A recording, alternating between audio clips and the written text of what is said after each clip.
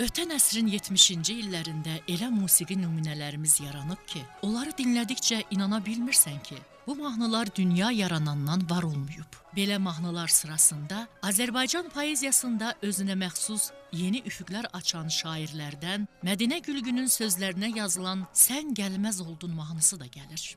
Değildin baharda görüşərik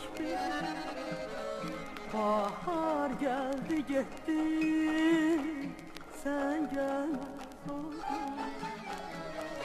Değildin baharda görüşərik bahar geldi gitti sen gelmez oldun.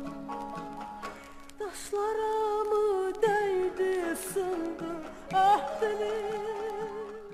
Ələkbər Tağıyevin unudulmaz bəstəsi ilə bütün yaxın şərq dünyasında sevilərək dinlənilən bu mahnı onu yaradanlara əsl ölməzlik bəxş edib. Əslində Mədinə Gülgün şeirlərini heç zaman bəstəkarlara ünvanlamayıb. Buna baxmayaraq, bugün onun şeirlərinə onlarla mahnılar bəstələnib. Vətəndaşlıq ilə incə lirikanın bir-birini tamamlayan Mədinə Gülgün poeziyası, gözəlliyi, incəliyi ilə oxucuları çoxdan ovsunluyub. Şairənin yaradıcılığında cənub həsrəti, xəfif məhəbbət, vətənpərvərlik, zəriflik kimi duyğular xüsusi yer tutub. Ümumiyyətlə götürsək, Cənubi Azərbaycanda müasir demokratik poeziyanın yaranmasında Mədinə Gülgünün də dəyərli xidmətləri olub.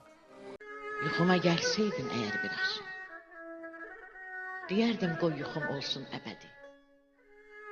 Səni çox gəzmişim, çox axtarmışım. Bari itirməyin bu saadəti.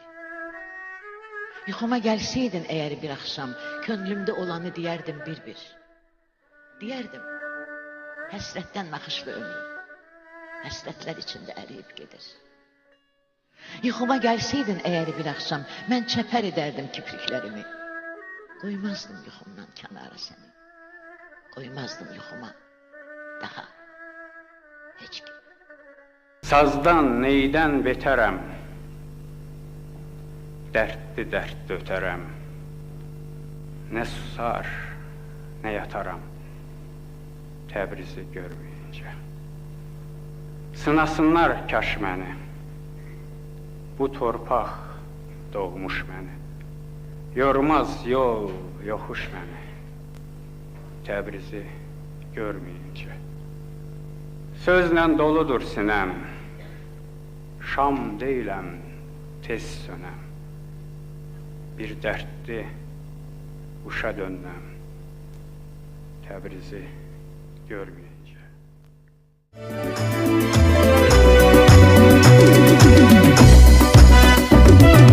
Söz ürəyin güzgüsü, söz ülfətin körpüsü, sözdə üşüyər düzü, məhəbbət olmayanda. Sözdə üşüyər düzü, məhəbbət olmayanda. Açılmaz könlüm gözüm, quruyar sözdən izin, qalmaz şanım izin, məhəbbət olmayanda. Açılmaz könlüm gözüm,